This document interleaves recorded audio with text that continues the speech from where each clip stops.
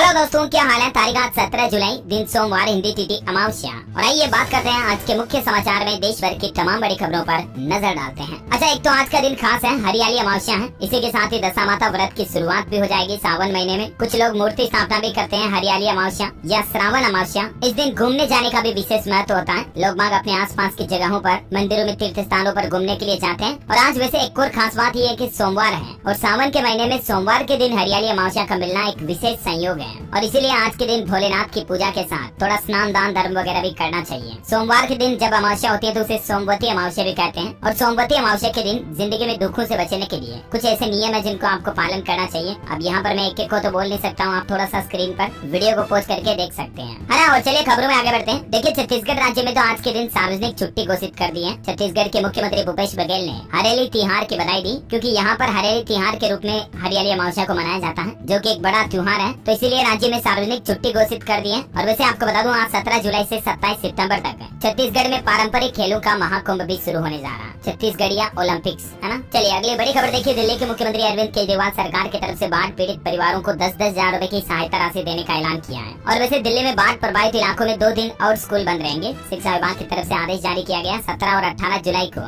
दिल्ली के अधिकतर इलाकों में स्कूल आज बंद ही रहेंगे। अच्छा, बड़ी खबर देखिए। देश भर में 80 रूपए प्रति किलो टमाटर बेच रही है सरकार। दिल्ली एनसीआर समेत देश के कई शहरों में सरकारी टेम्पो के जरिए लोगों को सस्ते में टमाटर बेचे जा रहे हैं। टोटल 500 जगहों पर सरकार ने मोबाइल वैन के माध्यम से सस्ते में टमाटर बेचने का फैसला किया है। आम आदमी को महंगाई से राहत मिल सके, इसलिए ये फैसला है। बाकी जनरली आपको पता होगा, देश में अभी सब्जियों की दुकान पर तो 250, 300, 400 रूपए प्रति किलो तक भी टमाटर का भाव कई जगहों पर पहुंच चुका है। तो इसीलिए कई शहरों में रियायती दरों पर सरकार ने टमाटर की बिक्री शुरू कर दी है। और वैसे टमाटर की किल्लत के बाद प्याज कहीं महंगा ना हो जाए, इसलिए सरकार पहले से ही जाग गई है और 3 लाख टन प्याज खरीद लिया गया है। और इसको सुरक्षित रखने के लिए BARC के साथ सरकार परीक्षण भी कर रही है। कुल मिलाकर के अभी त्योहार आने वाले, तो त्योहारी सीजन में प्याज महंगा नहीं हो, इसीलिए सरकार की तरफ से ये बड़ा कदम उठाया गया। मतलब बफर स्टॉक इकट्ठा कर दिया सरकार ने प्याज का, है ना। अच्छा, अगली खबर देखिए आप। अब विकासशील देशों की दृष्टि से आगे बढ़ेगा ग्लोबल एजेंडा। G20 की बैठक में बोली देश की वित्त मंत्री निर्मला सीतारमण। अच्छा, वहीं हमारे राजस्व सचिव का कहना दोस्तों की इनकम टैक्स रिटर्न भरने की आखिरी तारीख को नहीं बढ़ाया जाएगा। अभी 31 जुलाई है, तब तक आप रिटर्न फाइल कर लें, क्योंकि समय सीमा नहीं बढ़ने वाली है। और 31 जुलाई के बाद अगर आप देरी करते हैं तो फिर आपको 5000 रूपए जुर्माना देना पड़ेगा लास्ट डेट निकलने के बाद, है ना। और अगली बड़ी खबर देखिए। कर्नाटक राज्य में लगेगा दुनिया का सबसे बड़ा चश्मा मैन्युफैक्चरिंग प्लांट है। और इसके लिए जिस ग्रुप की तरफ से 2500 करोड़ रुपए का इन्वेस्टमेंट करने का भी ऐलान किया गया है। ये कंपनी चश्मों के लेंस बनाने वाली सबसे बड़ी कंपनी है जो अब भारत में निवेश करने जा रही है। इससे 5000 लोगों को नौकरी भी मिलेगी, है ना। और वही देखिए दोस्तों, क्रेडिट कार्ड पर आंकड़ा आ रहा है। मई में क्रेडिट कार्ड से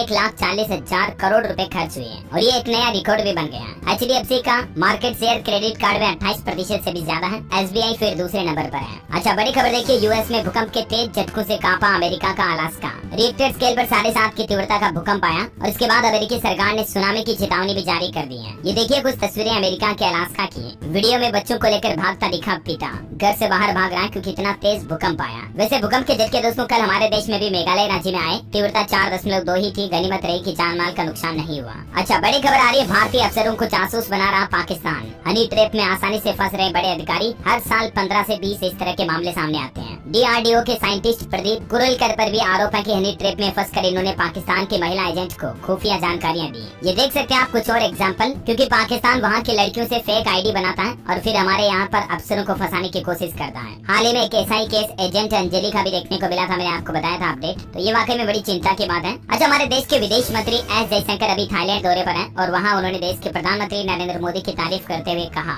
कि उनके जैसा PM मिलना देश का सौभाग्य है। वो चीजों की नब्ज पकड़ लेते हैं। बैंकॉक में विदेश मंत्री S जयशंकर ने भारतीय समुदाय के लोगों को संबोधित भी किया। कुछ तस्वीरें आप देख सकते हैं। अच्छा, चंद्रयान 3 तो सक्सेसफुल लॉन्च हो चुका है और अब देखिए इसरो ने अपना नया प्लान बताया है। गगनयान मिशन को गति मिलेगी चंद्रयान 3 से। मानव युक्त अंतरिक्ष उड़ान में LVM-3 रॉकेट का ही इस्तेमाल किया जाएगा। इसरो के साइंटिस्ट का कहना है कि अगले 3 साल में भारत भी अंतरिक्ष में मनुष्य को, इंसान को भेज देगा। ये मिशन आयोजित किया जाएगा, गगनयान मिशन, है ना। और वहीं देखिए मध्य प्रदेश के मुख्यमंत्री शिवराज सिंह चौहान ने बड़वानी के नागलवाड़ी में कई परियोजनाओं का लोकार्पण किया और यहाँ पर विलेज देवलोक बनाने की भी घोषणा की। अच्छा, बिहार में देखिए सरकार ने एक बहुत ही अच्छा फैसला लिया। राजस्व एवं भूमि सुधार विभाग की तरफ से ये फैसला है। नक्शा के बगैर खेत का कागज अब जमीन मालिक को मिल सकेगा। राज्य में जमीन सर्वे को तेजी से निपटाने के लिए राजस्व एवं भूमि सुधार विभाग की तरफ से ये फैसला लिया गया। ज्यादा जानकारी देख सकते हैं आप इसके बारे में। अच्छा, ऑटो इंडस्ट्री से खबर है दोस्तों, एथर एनर्जी 450S इलेक्ट्रिक स्कूटर अगले महीने 3 अगस्त को लॉन्च किया जाएगा। ओला S1 को ये टक्कर देगा। एक्सपेक्टेड प्राइस इसकी 1,30,000 रूपए तक रह सकती है। सिंगल चार्ज में कंपनी ने 115 किलोमीटर चलने का दावा किया है। अच्छा, बड़ी खबर है, गौतम अडानी की बनाई हुई बिजली से अब रोशन होगा बांग्लादेश। चालू हुआ देश का पहला इंटरनेशनल बिजली प्लांट। दरअसल कल ही बांग्लादेश के प्रधानमंत्री से मिले गौतम अडानी और गोड्डा पावर प्लांट सौंपा। भारत की पहली इंटरनेशनल बिजली परियोजना फुल कैपेसिटी के साथ शुरू हो चुकी है, जिससे कि बांग्लादेश को बिजली सप्लाई की जाएगी, एक्सपोर्ट की जाएगी, क्योंकि ये भारत का पहला ऐसा इंटरनेशनल पावर प्रोजेक्ट है जहां पर बनी हुई बिजली 100% किसी दूसरे देश को सप्लाई की जा रही है। देखिए मतलब देश अब अलग अलग चीजों को एक्सपोर्ट करने में कितना आगे बढ़ रहा है। अच्छा, भारत के लिए एक बड़े गर्व की बात देखिए, एशियन एथलेटिक्स चैंपियनशिप में आखिरी दिन भारत को 14 मेडल मिले। 6 गोल्ड सहित कुल 27 मेडल जीतकर टेली में टॉप 3 पर रहा भारत। थाईलैंड में चल रही है ये 25वीं Asian athletics championship 2023 finally finish हो चुकी है और इसमें हमारी कई भारतीय लड़कियों ने भारत का नाम रोशन किया। और इसी बात पर एक लाइक तो बनता है यार, हिंदुस्तान की बेटियों के लिए। आप लाइक नहीं कर सकते हो क्या? फटाफट से लाइक कर दीजिए इस वीडियो को। और एक बात और बता दूं आपको, DLS न्यूज चैनल को आपने सब्सक्राइब नहीं कर रखा तो फटाफट से कर लो सब्सक्राइब भी, क्योंकि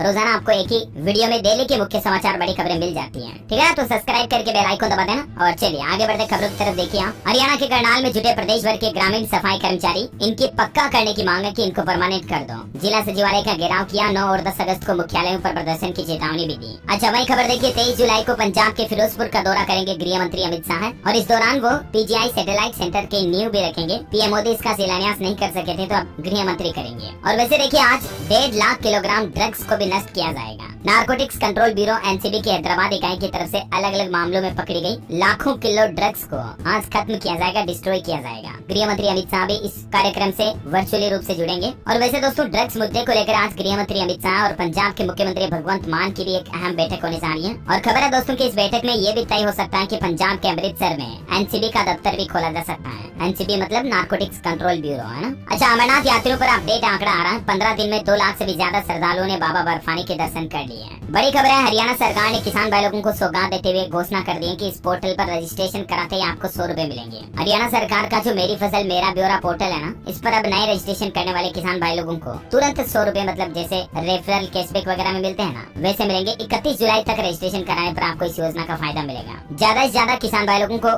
सरकार ऑनलाइन इस पोर्टल से जोड़ने के लिए ही ये पहल शुरू की है, ताकि मतलब 100 रुपए के लाभ के चलते किसान भाई लोग इस पोर्टल पर रजिस्टर हो सके, है ना। अच्छा, रेलवे की नई पहल देखिए, सरकार के इस फैसले से देश के करोड़ों रेल यात्रियों के लिए मौज होने वाली है। अब हर किसी को ट्रेन के सफर के दौरान 10 लाख रुपए तक का इंश्योरेंस मिलेगा। दरअसल IRCTC के ऑफिशियल वेबसाइट या ऐप के जरिए टिकट बुक करते दौरान आपको इंश्योरेंस का ऑप्शन मिलता है, जिसमें सिर्फ और सिर्फ आप टिकट के साथ 35 पैसे एक्स्ट्रा चुका कर 10 लाख रुपए तक का बीमा ले सकते हैं, है ना। ज्यादा जानकारी आप देख सकते हैं इसके बारे में। अच्छा, बड़ी खबर है बर्ड फ्लू को लेकर के अब ये इंसानों में भी फैल रहा है। क्या ये भी नई महामारी बन सकता है? हाल ही में बर्ड फ्लू को लेकर संयुक्त राष्ट्र की 3 एजेंसियों ने भी चेतावनी जारी करते हुए कहा कि बर्ड फ्लू इंसानों को भी तेजी से संक्रमित कर सकता है और ऐसे में सभी देशों की सरकारों को बचाव के जरूरी कदम उठाने चाहिए। वैसे तो ये मुर्गियों में फैलता है, लेकिन अब इंसानों में भी फैलने लगा है, इसलिए चेतावनी जारी की गई है। अच्छा, बड़ी खबर आ रही कि व्हाट्सएप वीडियो कॉल के इस स्कीम से आप सावधान रहें। AI के जरिए आपको भी चूना लग सकता है हजारों लाखों रुपए का। दरअसल केरल के कोझिकोड का हाल ही में एक मामला सामने आया और पुलिस ने इस मामले का खुलासा करते हुए लोगों को सावधान और सतर्क रहने की हिदायत भी दी है। केरल के कोझिकोड के रहने वाले एक शख्स को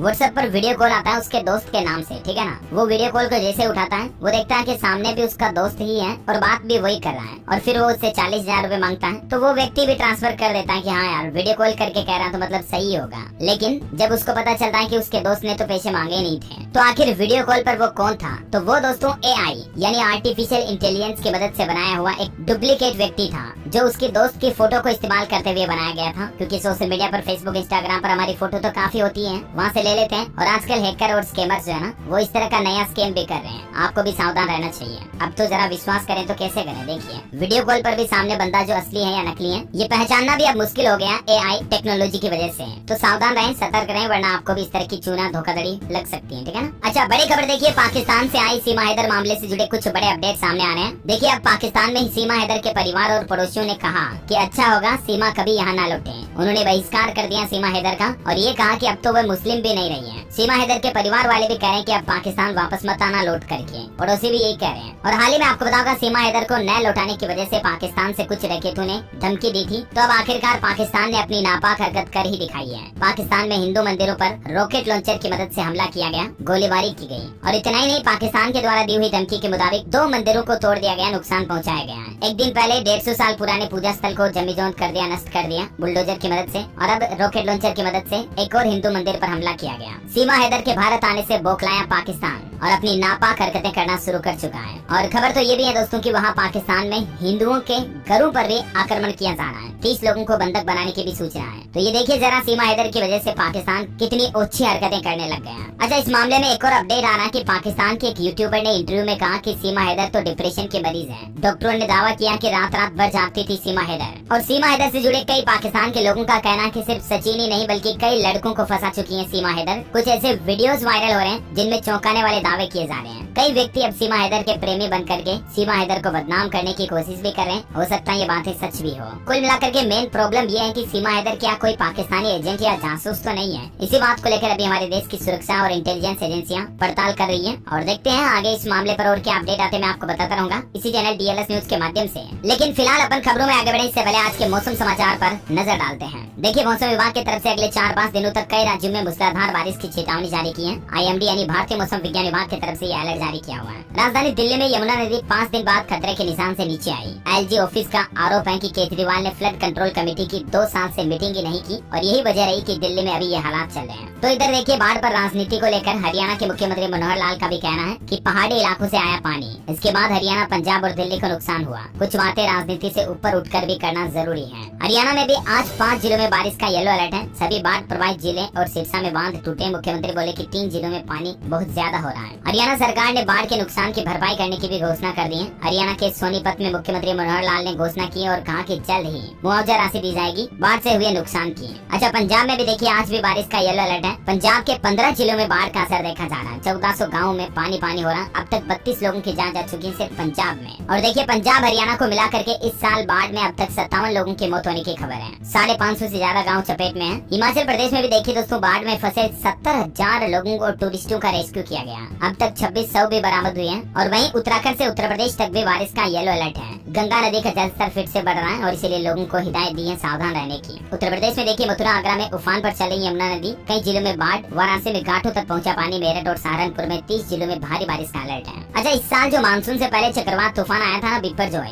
इस पर भी अब गृह मंत्रालय की तरफ से आंकड़ा जारी किया गया कि इस बिपरजॉय चक्रवात की वजह से 624 लोगों की मौत हुई। ऑफिशियल आंकड़ा आ रहा है। अच्छा, स्काईमेट वेदर की रिपोर्ट के मुताबिक अगले 24 घंटों के दौरान भारत के किन किन राज्यों में बारिश की चेतावनी है, जिसकी जानकारी भी आप देख सकते हैं। अच्छा, हमारे देश के अलावा दुनिया के कुछ और देशों के हालात आपको बता दूं, चौंक जाएंगे आप भी। साउथ कोरिया में देखिए, बाढ़ से 35 लोगों की मौत हो गई। काफी ज्यादा हालात खराब चल रहे हैं। लेकिन दुनिया के ज्यादातर देशों में जहां अभी भारी बारिश और बाढ़ की वजह से लोग परेशान हैं। और इसी बीच देखिए आप, अमेरिका में 11 करोड़ लोग हीट वेव की चपेट में हैं। जी हाँ, लिटरली अमेरिका के कई हिस्सों में अभी इतनी तेज गर्मी पड़ रही है, लू चल रही है। कैलिफोर्निया की डेथी वैली में तो 54 डिग्री तापमान तक चल रहा है अभी। सरकार बोली कि लोग घरों में रहें, तेज गर्मी में बाहर ना निकले। देखिए कुदरत का भी करिश्मा, धरती पर कहीं बारिश, बाढ़ और कहीं इतनी कड़कड़ाती गर्मी पड़ रही है। अच्छा, कुछ एजुकेशनल खबरें देखिए आप। राजस्थान यूनिवर्सिटी में UG PG की सीटों में 10% की बढ़ोतरी हुई है। नई शैक्षणिक सत्र से 10,000 से ज्यादा स्टूडेंट्स को एडमिशन मिलेगा। वहीं पंजाब राज्य में बाढ़ की वजह से स्कूलों में छुट्टियां घोषित की थी, तो आज से स्कूल खुल जाएंगे वापस। शिक्षा मंत्री की तरफ से जानकारी दी गई। हालांकि अभी भी जो बाढ़ प्रभावित इलाके हैं ना, वहाँ पर स्कूलों को बंद रखने की परमिशन दी गई है। अच्छा, इग्नू ने भी जुलाई सेशन के लिए एडमिशन और री रजिस्ट्रेशन की तारीख को 31 जुलाई तक बढ़ा दिया। इग्नू यूनिवर्सिटी की तरफ से, है ना। और हिमाचल प्रदेश के स्कूलों में भी आज छुट्टी रहेगी। बारिश के अलर्ट के बीच एक दिन के लिए मानसून ब्रेक को बढ़ाया गया। और बाकी मैंने आपको कल एक जानकारी बताई थी, इंपोर्टेंट अपडेट है इसलिए वापस बता रहा हूँ। देश के युवाओं को फ्री में ऑनलाइन आर्टिफिशियल इंटेलिजेंस की ट्रेनिंग देगी सरकार। और इसके लिए भारत सरकार ने खास प्रोग्राम AI फॉर इंडिया 2.0 की शुरुआत भी कर दी है। इस प्रोग्राम की शुरुआत NCVET